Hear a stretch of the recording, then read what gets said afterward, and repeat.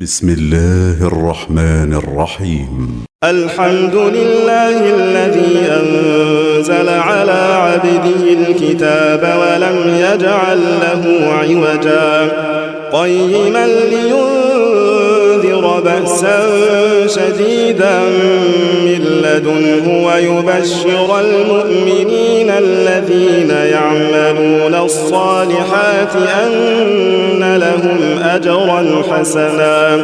ماكثين فيه أبدا وينذر الذين قالوا اتخذ الله ولدا ما لهم به من علم ولا لآبائهم كبرت كلمة تخرج من أفواههم إن يقولون إلا كذبا فلعلك باخع نفسك على آثارهم إن لم يؤمنوا بهذا الحديث أسفا إنا جعلنا ما على الأرض زينة لها لنبلوهم أيهم أحسن عملا وإنا لجاعلون ما عليها صعيدا جرزا أم حسبت أن أصحاب الكهف والرقيم كانوا من آياتنا عجبا إذ أوى الفتية إلى الكهف فقالوا ربنا آتنا من لدنك رحمة وهيئ لنا من أمرنا رشدا فضربنا على آذانهم في الكهف سنين عددا ثم بعثناهم لنعلم أي الحزبين أحصى لما لبثوا أمدا نحن نقص عليك نبأهم بالحق إنهم فتية آمنوا بربهم وزدناهم هدى وربطنا على قلوبهم إذ قاموا فقالوا ربنا رب السماوات والأرض لن ندعو من دونه إلها لقد قلنا إذا شططا هؤلاء قومنا اتخذوا من دونه آلهة لولا يأتون عليهم بسلطان بين فمن أظلم ممن افترى على الله كذبا وإذ اعتزلتموهم وما يعبدون إلا الله فأووا إلى الكهف ينشر لكم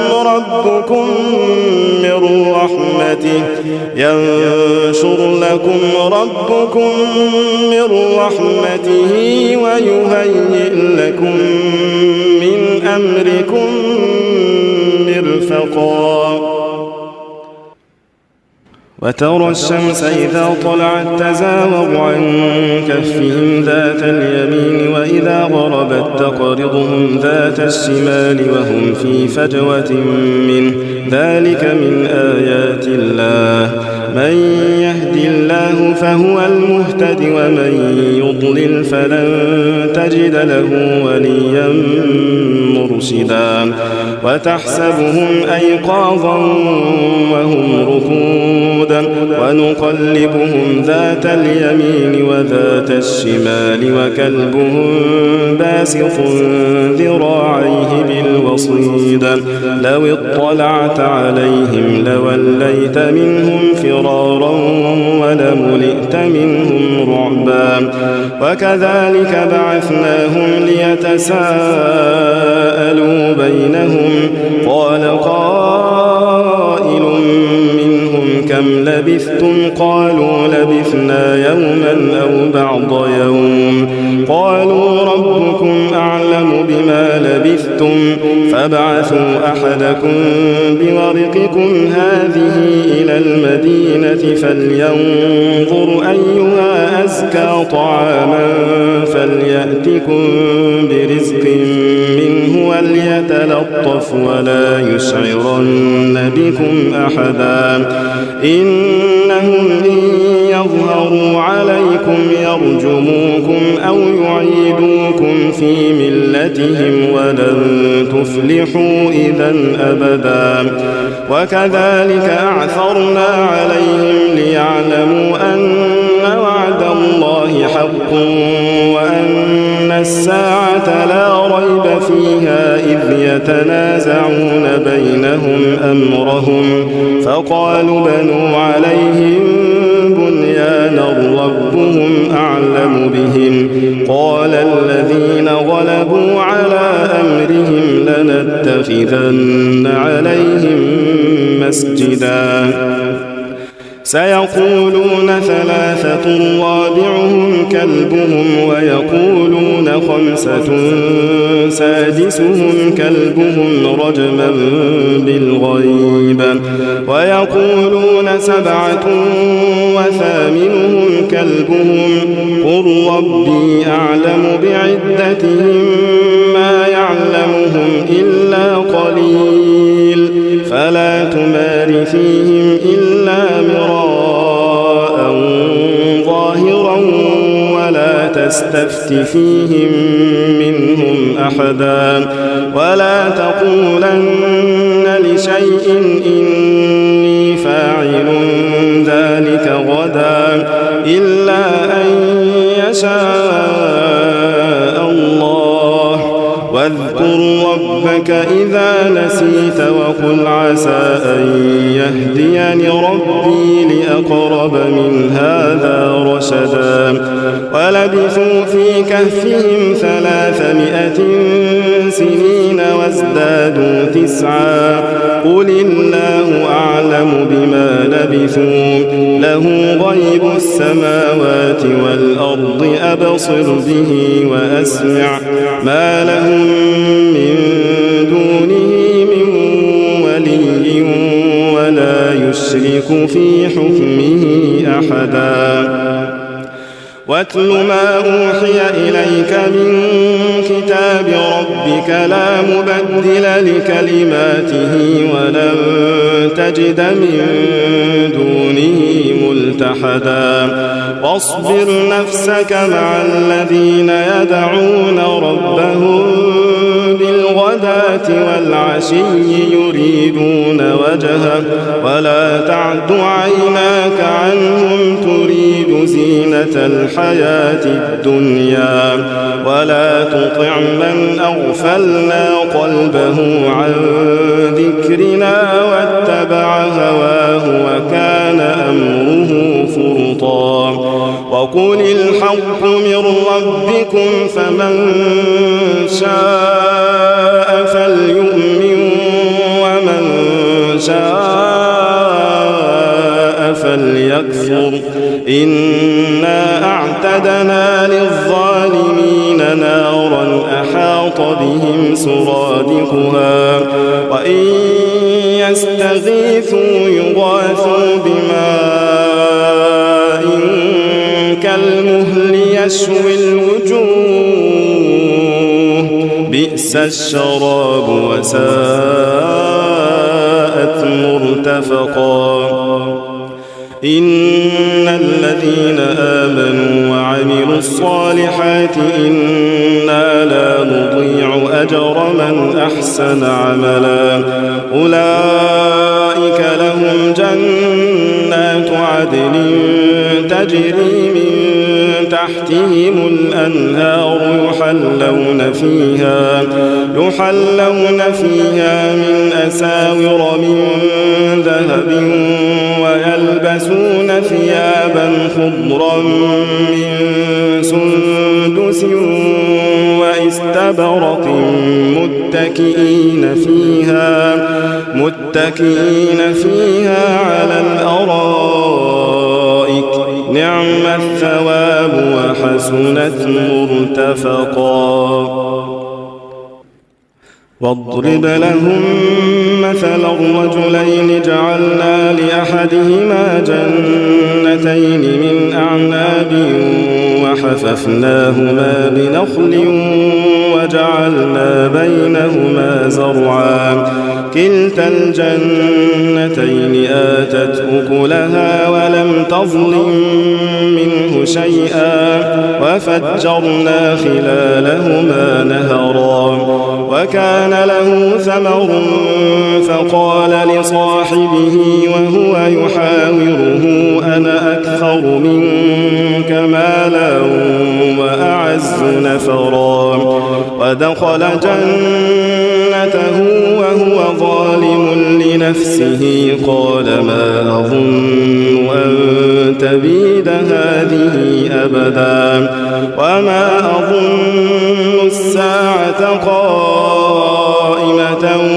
ولئن رددت إلى ربي لأجدن خيرا منها منقلبا قال له صاحبه وهو يحاوره أكفرت بالذي خلقك من تراب ثم من نطفة ثم سواك رجلا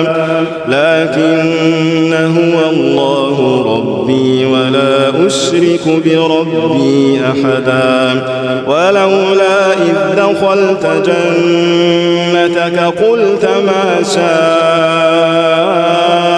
الله لا قوة إلا بالله إن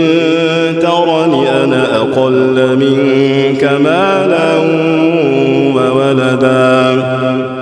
فعسى ربي أن يؤتيني خيرا من جنتك ويرسل عليها حسبانا من السماء فتصبح صعيدا زلقا أو يصبح ماؤها غورا فلن تستطيع له طلبا وأحيط بثمره فأصبح يقلب كفيه على ما أنفق فيها وهي خاوية على عروشها ويقول يا ليتني لم أشرك بربي أحدا ولم تكن له فئة ينصرونه من دون الله وما كان منتصرا هنالك الولاية لله الحق هو خير ثوابا وخير عقبا واضرب لهم مثل الحياة الدنيا كماء أنزلناه من السماء فاختلط به نبات الأرض فأصبح هشيما تذروه الرياح وكان الله على كل شيء مقتدرا المال والبنون زينة الحياة الدنيا والباقيات الصالحات خير عند ربك ثوابا وخير أملا ويوم نسير الجبال وترى الأرض بارزة وحشرناهم فلم نغادر منهم أحدا وعرضوا على ربك صفا لقد جئتمونا كما خلقناكم أول مرة بل زعمتم أن لن نجعل لكم موعدا ووضع الكتاب فترى المجرمين مشفقين مما فيه ويقولون يا ويلتنا ما لهذا الكتاب لا يغادر صغيرة ولا كبيرة إلا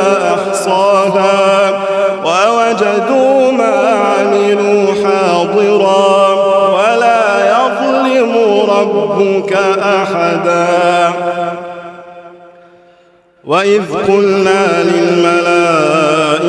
اسجدوا لآدم فسجدوا إلا إبليس كان من الجن ففسق عن أمر ربه أفتتخذونه وذريته أولياء من دوني وهم لكم عدو بئس للظالمين بدلا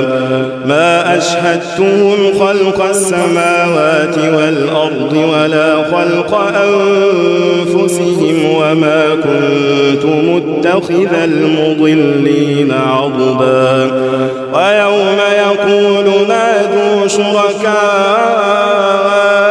الذين زعمتم فدعوهم فلم يستجيبوا لهم وجعلنا بينهم موبقا ورأى المجرمون النار فظنوا أنهم مواقعوها ولم يجدوا عنها مصرفا ولقد صرفنا في هذا القرآن للناس من كل مثل وكان الإنسان أكثر شيء جدلا وما منع الناس أن يؤمنوا إذ جاءهم الهدى ويستغفروا ربهم إلا أن تأتيهم سنة الأولين أو يأتيهم العذاب قبلا وما نرسل المرسلين إلا مبشرين ومنذرين ويجادل الذين كفروا بالباطل ليدحضوا به الحق واتخذوا آياتي وما أنذروا هزوا ومن أظلم ممن ذكر بآيات ربه فأعرض عنها ونسي ما قدمت يداه إنا جعلنا على قلوبهم أكنة أن يفقهوه وفي آذانهم وقرا وإن تدعهم إلى الهدى فلن يهتدوا إذا أبدا وربك الغفور ذو الرحمة لو يؤاخذهم بما كسبوا لعجل لهم العذاب بل لهم موعد لن يجدوا من دونه موئلا وتلك القرى أهلكناهم لما ظلموا وجعلنا لمهلكهم موعدا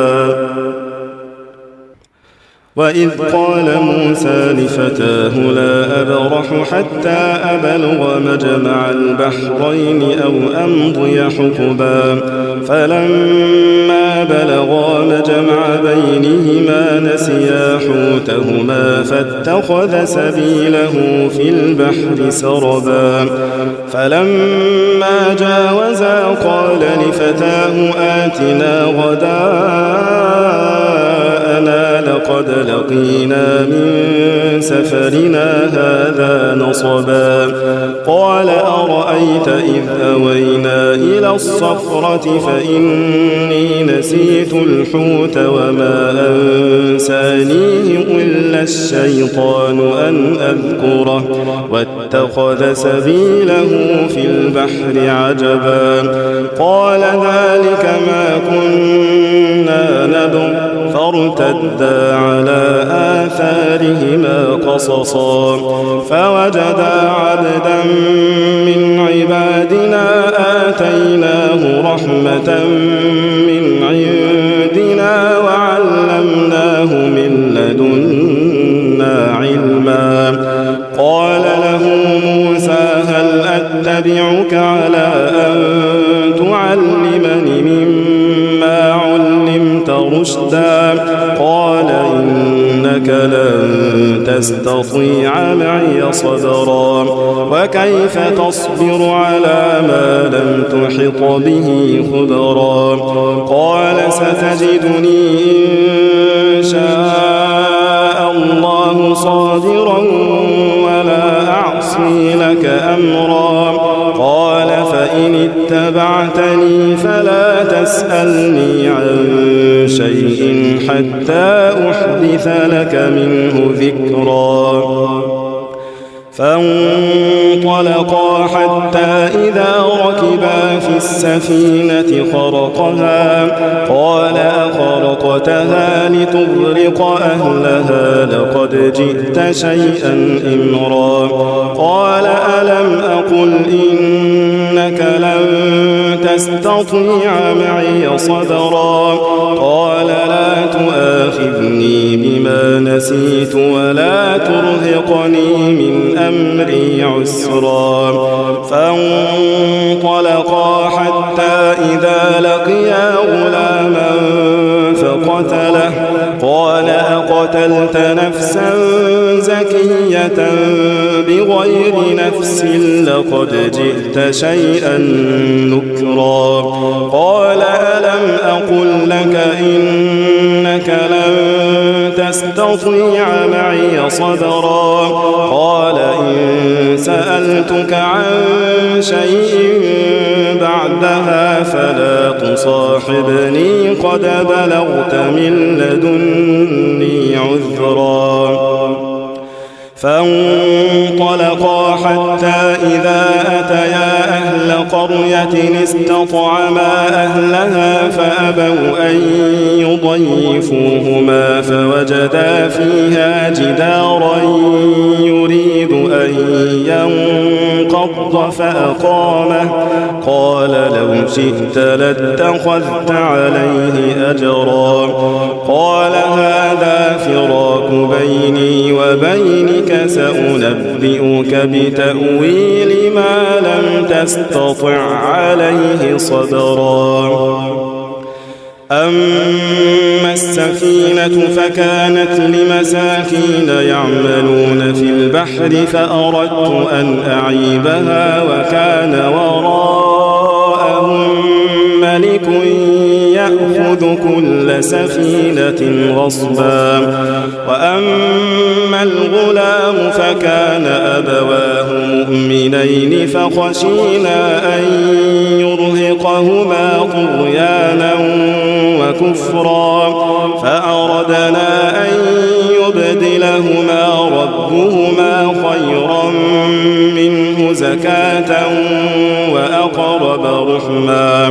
وأما الجدار فكان لغلامين يتيمين في المدينة وكان تحته كنز لهما وكان أبوهما صالحا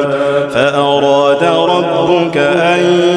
يبلغا أشدهما ويستخرجا كنزهما رحمة من ربك وما فعلته عن أمري ذلك تأويل ما لم تسطع عليه صبرا ويسألونك عن ذي القرنين قل سأتلو عليكم منه ذكرا إنا مكنا له في الأرض وآتيناه من كل شيء سببا فأتبع سببا حتى إذا بلغ مغرب الشمس وجدها تغرب في عين حمئة ووجد عندها قوما قلنا يا ذا القرنين إما أن تعذب وإما أن تتخذ فيهم حسنا قال أما من ظلم فسوف نعذبه ثم يرد إلى ربه فيعذبه عذابا نكرا وأما من آمن وعمل صالحا فله جزاء الحسنى وسنقول له من أمرنا يسرا ثم أتبع سببا حتى إذا بلغ مطلع الشمس وجدها تطلع على قوم لم نجعل لهم من دونها سترا كذلك وقد أحطنا بما لديه خبرا ثم أتبع سببا حتى إذا بلغ بين السدين وجد من دونهما قوما لا يكادون يفقهون قولا قالوا يا ذا القرنين إن يأجوج ومأجوج مفسدون في الأرض فهل نجعل لك خرجا على أن تجعل بيننا وبينهم سدا قال ما مكني فيه ربي خير فأعينوني بقوة أجعل بينكم وبينهم ردما آتوني زبر الحديد حتى إذا ساوى بين الصدفين قال انفخوا حتى إذا جعله نارا قال آتوني أفرغ عليه قطرا فما استطاعوا أن يظهروه وما استطاعوا له نقبا قال هذا رحمة من ربي فإذا جاء وعد ربي جعله دكاء وكان وعد ربي حقا وتركنا بعضهم يومئذ يموج في بعض ونفخ في الصور فجمعناهم جمعا وعرضنا جهنم يومئذ للكافرين عرضا الذين كانت أعينهم في غطاء عن ذكري وكانوا لا يستطيعون سمعا أفحسب الذين كفروا أن يتخذوا عبادي من دوني أولياء إنا أعتدنا جهنم للكافرين نزلا قل هل ننبئكم بالأخسرين أعمالا الذين ضل سعيهم في الحياة الدنيا وهم يحسبون أنهم يحسنون صنعا أولئك الذين كفروا بآيات ربهم ولقائه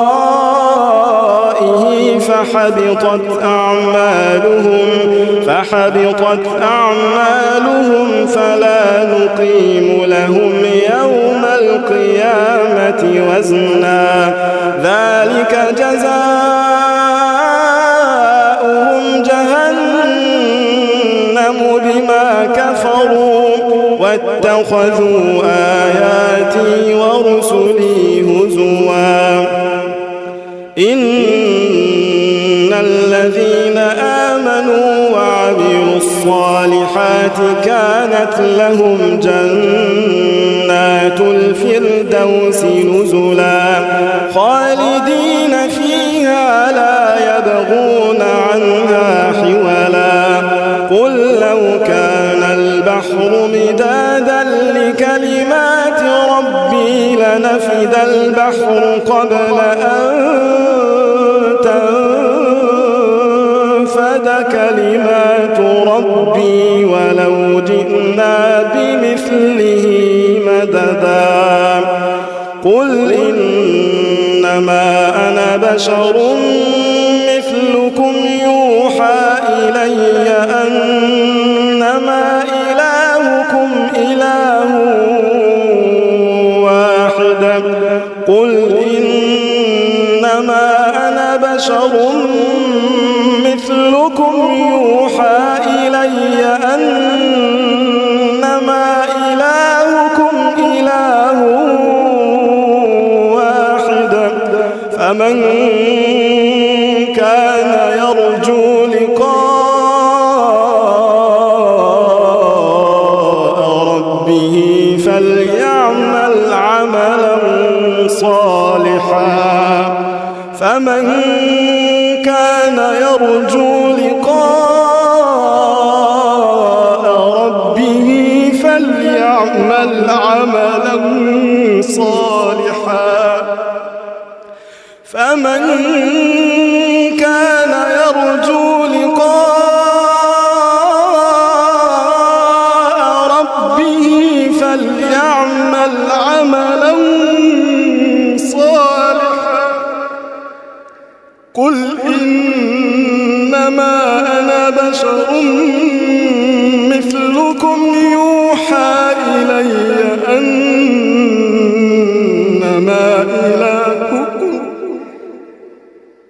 أنما إلهكم إله واحد قل إنما أنا بشر